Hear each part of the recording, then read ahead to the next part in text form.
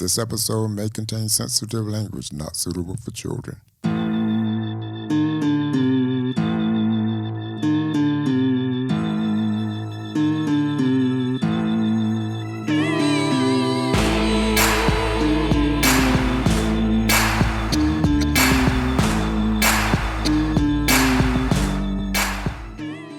Welcome to Season 3 and another informative episode of Through Black Eyes Unfiltered. I am your commentator, Dr. Raymond Dunn. Many of our episodes in Seasons 1 and 2 focus on events from a historical perspective. But this season will be special because we will focus on the most important thing the world has faced this century, the coronavirus. As a result of the virus, Through Black Eyes Unfiltered has resorted to temporarily recording its episodes remotely. Our executive producer, Raymond Dunn, Jr., of the impact of the coronavirus on Black people and Black businesses. Today's program, however, is not about a virus. Not about a virus killing people. It's about people killing people. It's the story of the killing, the lynching of Ahmaud Arbery. Not from the TV soundbites we're all familiar with. Not from a point of isolation, as if this is the first time a Black man has been lynched in this country, especially in the South. We will discuss how the lynching of Ahmaud fits into a murderous pattern of lynching that has scarred the face of freedom and democracy in this country and has made Thomas Jefferson's words, all men are created equal, as empty as the words in the Pledge of Allegiance, with liberty and justice for all. Our broadcast today features a community psychologist, higher education administrator, community activist, author of numerous books, Through Black Eyes Unfiltered podcast expert, and my brother, Dr. Marvin Dunn. My pleasure, dear.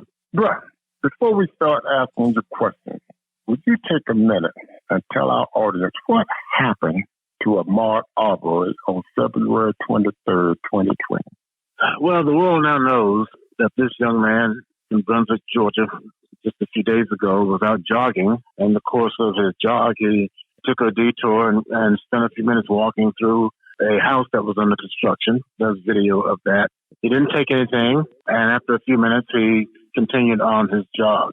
Two white men in a truck had spotted him, and yet another white man who was able to film what happened then became engaged in following this man and then eventually confronting him. And in the course of the confrontation, one of the white men shot this black man, and he is now dead. There was no investigation, or at least there was no prosecution of anyone for several weeks because allegedly the prosecutors in the county were in some way connected to the father, Michael, who was at one point an investigator for law enforcement.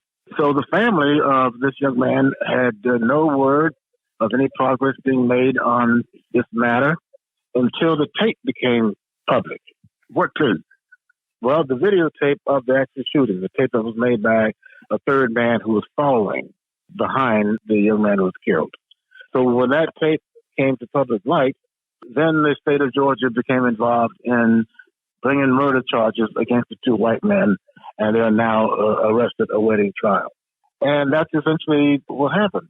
The event is so egregious, not just because it's another young black man who lost his life for no reason, except that some white men decided that he was in the wrong place. But it's a part of a continuing pattern in the South in which these kinds of killings continue to happen.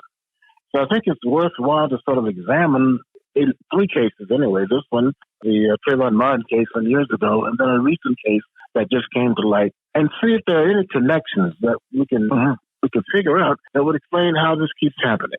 What are some of the similarities in this case and the 2012 killing of Trayvon Martin in Sanford, Florida?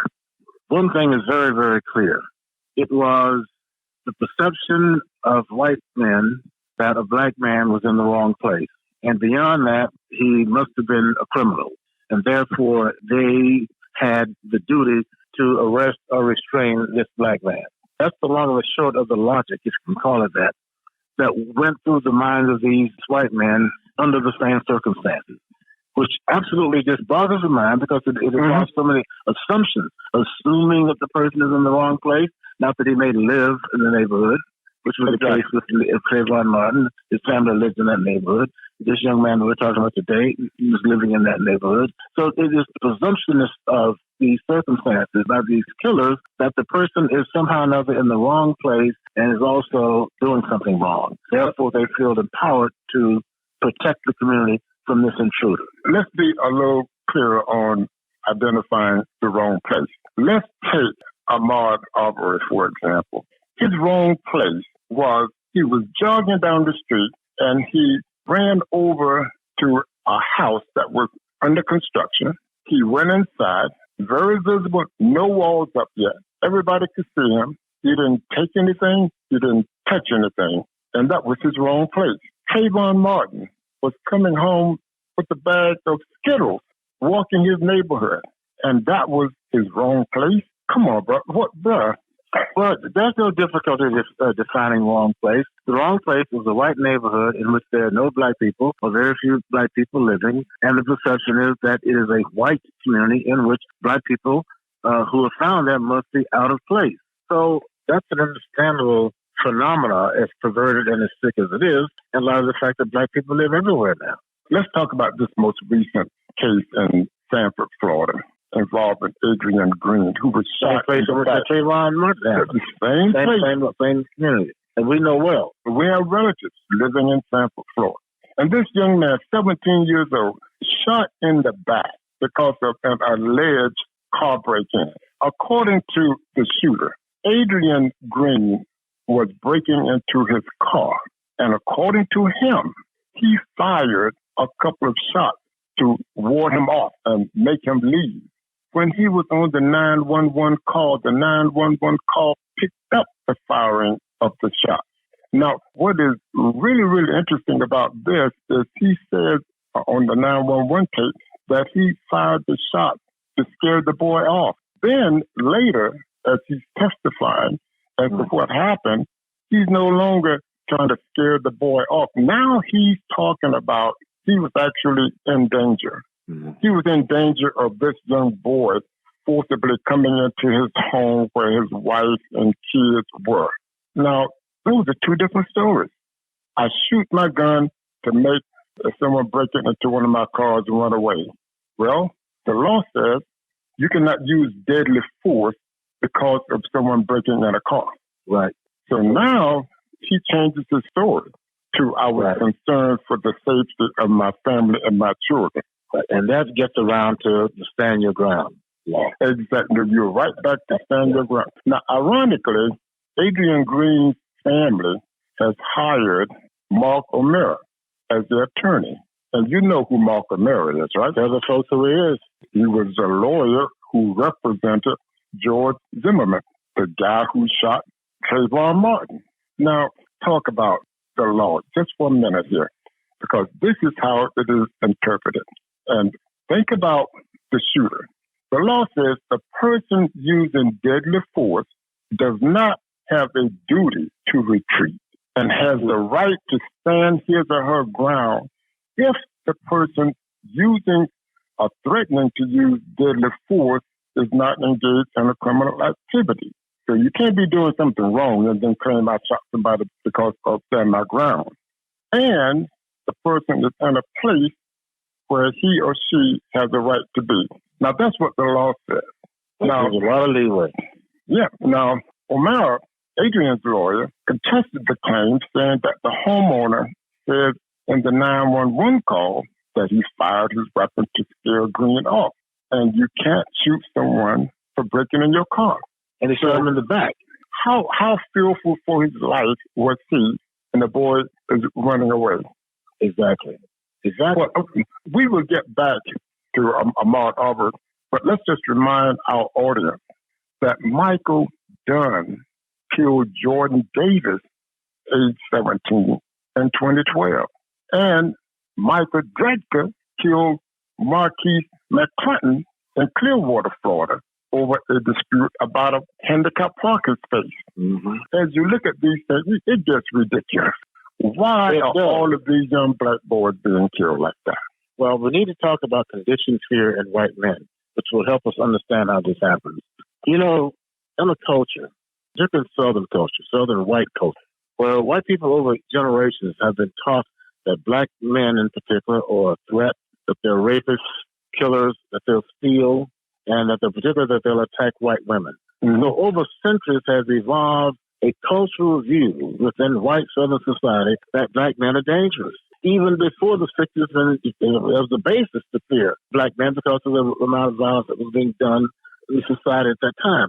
But I'm going way back into slavery days where black men were perceived in this way. And it has carried over into white culture in the South.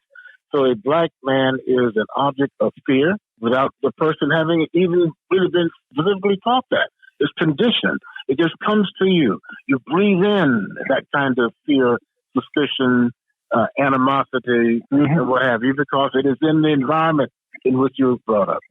It was in the culture, and that's what I think I just understood you to say. Yes, exactly. Particularly after the 1960s, when we had so much urban violence, which carried on into present day. Even though we do have a high level of violence in the urban community in particular, and a lot of that is young black males involved in that. But most of that, of course, is black-on-black violence.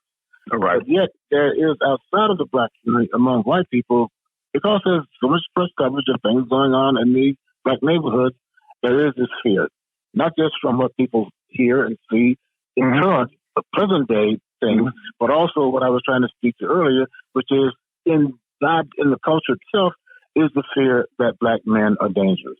I mean, that was something that happened way before the 1960s. All right. Well, I'm glad that you just mentioned black-on-black crimes and black-on-black killings, because I don't want to try and paint a picture with our audience that just white people are killing young black men. Young black men are killing young black men. So I'm glad that you inserted that, because that is important. But I want to ask another question. But what is the psychology of the chase? What is that all about? Well, this business of chasing down black men really evolved after the Civil War, when former slaves were now free to roam around the countryside, leave the plantation, go where they wanted to, cross the landscape. And there was a fear among whites when the Civil War ended that they had to keep the blacks on the plantation. You can't have them wandering around, getting into trouble, stealing, attacking white people, not being ready to go to work Monday morning. So a black person had to be in his place, which was in his house, at least in his neighborhood, particularly at night. In order to make that happen, there were these white vigilantes that would ride around on horseback with full power to chase any black person that was out of place. So this was a part of how the black population was controlled for centuries. White men empowered by law enforcement, posses, vigilante groups to go out and chase down black men who were considered to be outlaws or criminals. And there was a certain viciousness about that was different than when white posses chased white criminals. There was much more violence attached to it, much more of a mob attitude attached to these kinds of chases. So I'm just saying that the matter of chasing black men being chased by white men for being out of place goes back to the day the Civil War ended, and Southern plantation owners wanted their black people back on the plantations and not wandering around all night. You got a video of the lynching. Why did it take law enforcement 74 days to make an arrest? Because Mr. McMichael was associated with the law enforcement in that community. Had a long history of going back, working with prosecutors and police in that community. Now, that's no reason for him not to be prosecuted. But that was the reason that it didn't happen. And it kept bouncing back and forth. And believe me, if that tape had not come public, this would have been buried, covered up, would have been another black man who was attempting to steal something and got caught and shot. Have you figured out in your mind why this third party made a tape? Well, I don't know. And what was he involved? That is yet to be determined. We don't know that yet. Let's just circle back just for a moment about him going into the house and walking out.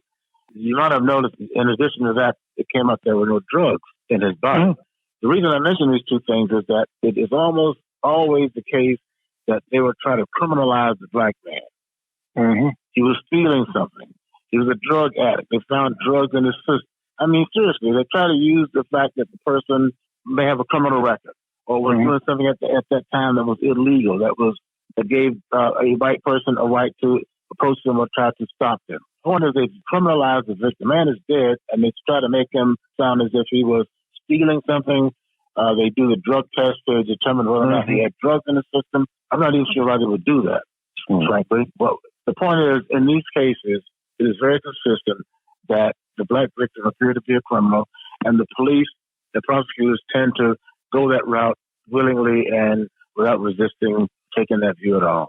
One of the things that I find interesting about this case is I think it's the assistant state's attorney said that after reviewing it, he sees no grounds for an arrest of any of the three parties.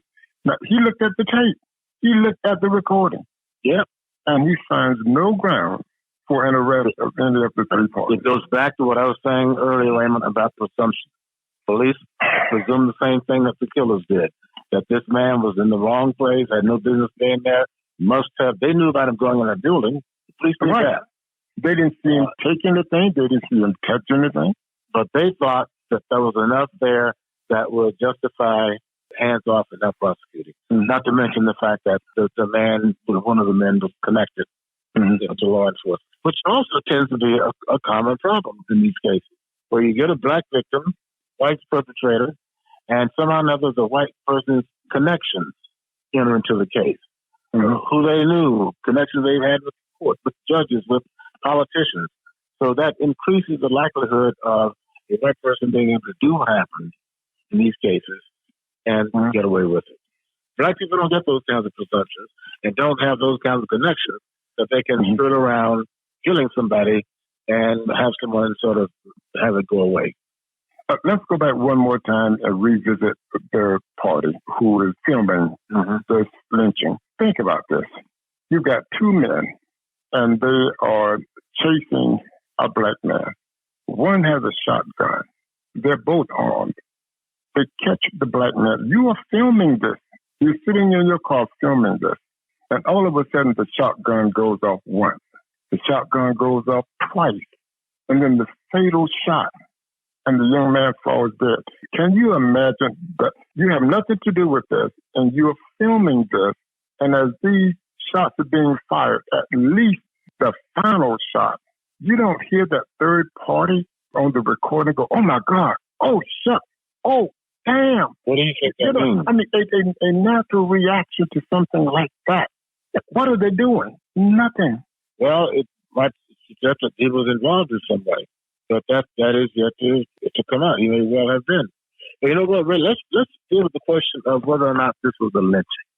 Okay. So that's already out there. And okay, but please, before you go to a lynching, now, we have quite a few young people watching our program. I've heard my grandkids to watch it. Explain to the audience the difference between a murder and a lynching, because people are calling this a lynching. What is a lynching by definition? Well, back in the 1920s, there was a meeting at Tuskegee Institute. The NAACP called it, and other civil rights groups went to Tuskegee, because there was a lot of questions about what constituted a lynching. This very question that you're raising. How does a lynching differ from a common murder? And this group left Tuskegee with an agreement that there were certain elements that had to be present in order for a killing to amount to a lynching.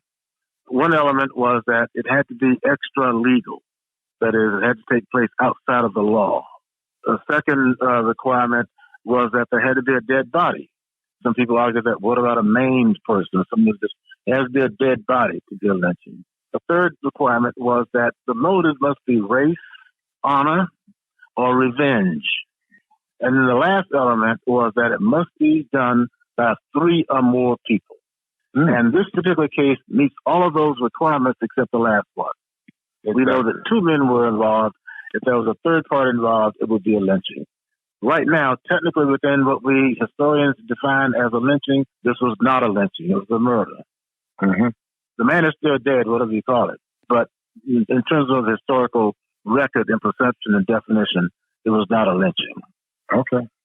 Give this audience some idea of how many, because this program is about a pattern of killing and or lynching of black men. As you look at the state of Florida, how many lynchings are we talking about? Is it just a handful? Well, no, it's at least 5,000 that we know of in the South in general. And Florida was one of the worst states in terms of lynching. In terms of per capita lynching, if you were a black person in Florida, your chances of being lynched were greater than if you were a black person in Mississippi. A lot of lynching in Florida. Where could they get more information about how many and how often the lynching was used in the South or in Florida? If you ask how many lynchings occurred in the South, you'll start getting all kinds of information. It's not that difficult to find out these days. But Florida was one of the worst, in part because Florida was a frontier state for so long. No law enforcement here, so lynching was a common resort when somebody was perceived to have done something wrong, particularly a black person. I rushed to mention that slaves were not lynched. Lynching didn't start after the Civil War. If a slave murdered a white man, murdered his master, they wouldn't lynch him. They would try him in court, because if he's convicted in court, then the master's family would get reimbursed for the slave being killed by the state. But if you kill the slave, you're the slave master, you kill the slave yourself, you're lynching, there was no reimbursement for killing a slave. The slaves were not lynched, but after slavery ended, lynching just skyrocketed. And for two main reasons, and they're mainly murder, alleged murder, and then assaults on white women, or alleged assaults on white women. So let me try and circle back to specifically Ahmaud Arbery's case. Where is the federal government in the Arbery case? Well, nowhere to be found. What has happened usually in these kinds of cases under other presidents is that if there's a question of the person's civil rights having been violated, then the federal government becomes involved to protect the person's civil rights in case the killer is set free by the state. The federal government could then move in and charge the person with violating this individual's civil rights, even though they got exonerated by the state. That that often happens. They'll send in the FBI in the aftermath of one of these killings, but they very, very rarely get any effective conviction once the person has gotten off. But the traditional thing is to send in the FBI, because the local law enforcement can't be trusted to prosecute these cases fairly. In this case, Trump has not sent in the FBI. He said the other day he's counting on the law enforcement establishment in Georgia to, quote, get to the bottom of it, unquote. I heard his quote, and I think more specifically as a quote, he said, the government will handle it. Right. They're the ones who try to cover it up. Get to the bottom. What bottom of it? There's a tape. So that's the bottom right there. You can't have anything more than a tape except divine intervention. Right. I mean, it's really nothing to laugh about. This is a very solemn occasion. My heart is breaking for the family of this young man. But to think that his father said that he does not believe in killing people. He does not believe in the death penalty. He does not want that for the people who killed his son. All right. He wants them to spend the rest of their lives in prison, but just think of where we are today. This is today, and this stuff is still going on. It's still being covered up. And, part of the phenomenon is that we're getting more and more of these gated communities. And once people move into a gated community, it's a way of sort of defining territorial limits. We live here, you don't come in here. And that presents a threat to a minority person who moves into such a community, and he or she is not expected to be a part of that community. But people who can afford to do so are locking themselves away behind gates with guards, and anyone who does not look as if he or she belongs there is suspect and is in danger. Let me take you in another direction, because I know the state of Georgia is looking into this. It appears that it's not going to be just kind of brushed under the rug kind of thing. But in your opinion, do you see the state apparatus using the coronavirus in a way to delay justice? My son and your nephew is a chief prosecutor for the state attorney's office right in Miami-Dade County. And when this virus broke out, and I found out that my son was working down at the criminal justice building, still prosecuting cases, I was livid. What are you doing still work? There's a pandemic going on. You know what my son told me? He said people are still committing crimes. We can't just close down shop. Someone committed a murder. We're closed for the virus. So my son is working through this whole thing because justice does not stop because of the pandemic. These cases, particularly the serious ones, have to still be prosecuted within the limits of the law, and there's no reason to say that this event should at all hinder justice in this case. Well, that I certainly agree with. As we wind this episode down, I want to express our condolences from Through Black Eyes Unfiltered to the family that suffered such an unnecessary loss of life. But we're sorry that this kind of thing happened. We know that people all over the country are showing their support for Ahmaud and the life that he led. I've seen acts on television where people are running 2.3 miles and calling his name. I am so glad to see that the family is getting that kind of support to try and heal what they're feeling. But I've got to ask you, because you are a community psychologist, using your expertise and background, what steps can you recommend for the healing of this community and communities across the South? Well, we need to rescind the stand your ground laws. That would go a long way in bringing these people who do this sort of thing have pause. And if they know they can't stand behind the law to protect them for these kinds of killings. This is a legal remedy that doesn't involve changing people's attitudes, because attitudes are so difficult to change. But there are structural changes that we can make in the law that diminish the chances of these kinds of things happening. The other thing is that we need to have a public focus on how neighborhoods are changing so that people know. Some people don't even know that Black people live in that neighborhood. So we need to have ways in our communities to know who lives there. A person should raise any concern about their presence in the community. So ways in which we can be more familiar with our neighbors, be more comfortable with each other. And these are things we don't do. This virus may lead to more of that sort of thing, but we need to do more to become more neighborly so that these kinds of things have a less likely chance of happening. You know, I just want to say also as a closing, something that Dr. King must recognize, that it sort of goes contrary to what you think about King. King believed that bloodshed was necessary to call attention to serious social problems, so that even though somebody got killed or somebody got hurt in a demonstration, had that not happened, the public would never pay attention to it. Exactly. So we have victims, these Black men who have died, have also helped to bring the message to the country that there's something wrong that needs to be fixed. And bloodshed sometimes is a necessary component in getting the public's attention, at least in getting the public's empathy and commitment to try to solve these problems. Well, Dr. Dunn, we appreciate your expertise, and we will bring this program, sadly, to a close.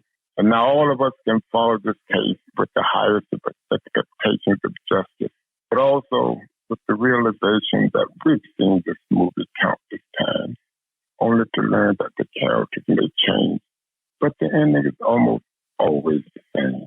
This has been a production of Through Black Eyes Unfiltered, where every effort possible is taken to reflect truthfully on our topic. But the truth of what we find and discuss is discussed unfiltered.